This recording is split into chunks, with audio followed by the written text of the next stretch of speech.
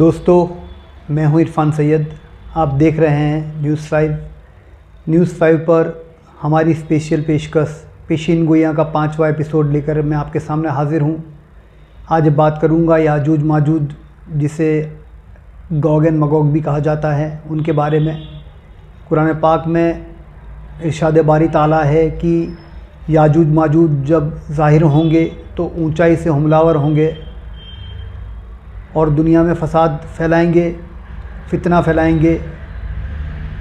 आज हम देखते हैं दुनिया में सारी टेक्नोलॉजी, रॉकेट लॉन्चर्स, सैटेलाइट के यूज़ करके जो वेपनरी जो यूज़ हो रही है दुनिया में, ख़ासकर गाज़ा में मज़लूमों पर जिस वॉर प्लेन से जुल्म हो रहा है, वॉर प्लेन से गोले दागे जा रहे हैं, आर्टिलरी से गन यूज़ हो रही है, सैटेलाइट की मदद से, लॉन्चर से बेगुनाहों का कत्ल व गारत हो रहा है। कौन फितना फसाद फैला रहा है, इस बात को रसूल पाक सल्लल्लाहु अलैहि वसल्लम की हदीस से अगर मिलाएं तो एक बात हमारे सामने ऐसी आती है कि पैगंबर इस्लाम सल्लल्लाहु अलैहि वसल्लम एक रात उम्मत की माँ हज़रत ज़ैनब बिन्त जहश रज़ियल्लाहु तआला अन्हा के हुजरे पाक में आराम फरमा रहे थे। तभी आप नींद से बेदार हुए और आपने फरमाया कि उन्होंने सुराख कर लिया, उन्होंने सुराख कर लिया, उन्होंने सुराख कर लिया। उम्मत की माँ ने जब पूछा आपसे कि या रसूलुल्लाह सल्लल्लाहु अलैहि वसल्लम किसने सुराख कर लिया, तो उसके बाद रसूल पाक सल्लल्लाहु अलैहि वसल्लम ने फरमाया कि याजूज माजूज ने सुराख कर लिया। याजूज माजूज रसूल पाक सल्लल्लाहु अलैहि वसल्लम की ज़ाहिर हयात में जिस दीवार में उन्हें ज़ुल्करनैन ने चुन दिया था, उस दीवार में सुराख कर चुके थे। और फिर उसके बाद बाहर आने के बाद यूरोप के कबीलाए जहश में वो मकीम हुए, वहाँ पर रहने लगे और यूरोप के इस कबीले से उन्होंने फिर यहूदी मज़हब को अपना लिया।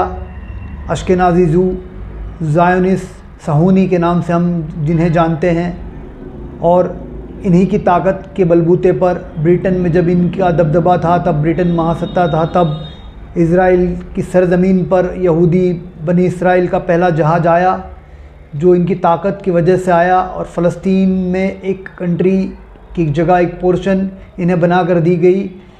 यहाँ पर आने के बाद इन्होंने दुनिया में फितना फसाद फैलाना शुरू किया, वो चाहे इकोनॉमी फसाद हो या फिर दुनिया में अरबों में अंदर अंदर लड़ाई करवाना हो, या फिर दुनिया की सारी टेक्नोलॉजी जो फ़िलहाल जिससे लोग ताकतवर बने बैठे हैं, उस सारा पूरा हैंडलिंग आज अश्केनाज़ी जू के हाथ में है। दोस्तों, इनके बारे में एक और बात मशहूर है कि जब याजूज माजूज ज़ाहिर होंगे तो वो सारा पानी पी जाएंगे। ये उस हदीस को यहाँ पर अगर हम जोड़ें तो वो पानी दरिया तिब्रिया का पानी है, सी ऑफ गैलीली जिसे हम कहते हैं। सी ऑफ गैलीली में पानी, जिस वक्त इज़राइल का पहला जहाज़ फ़लस्तीन में आया था, उस वक्त सी ऑफ गैलीली का पानी पूरा भरा हुआ था, सी ऑफ गैलीली पूरी भरी हुई थी। जिसके बाद इज़राइल के लोगों ने, ज़ायोनिस्ट ने उस पानी को यूज़ करके पूरे इज़राइल को हरा भरा किया और सी ऑफ गैलीली आज की तारीख में सूखने की कगार पर आ गई है। और यही निशानी है दज्जाल के ज़ाहिर भी होने की। सी ऑफ गैलीली का पानी जब सूख जाएगा तो दज्जाल बाहर आएगा। इस्फहान में से 70,000 अपने यहूदियों के साथ दज्जाल रुए ज़मीन पर ज़ाहिर होगा। दोस्तों, हम पिछले वीडियो में भी देख चुके हैं कि किस तरह यहूदी जो सोल्जर्स हैं, जो सेना के लोग हैं, वो कह रहे हैं कि हमारा सच्चा लीडर आएगा जिसके बाद हम महासत्ता बनेंगे। यहूदियों का ख्वाब है महासत्ता बनना।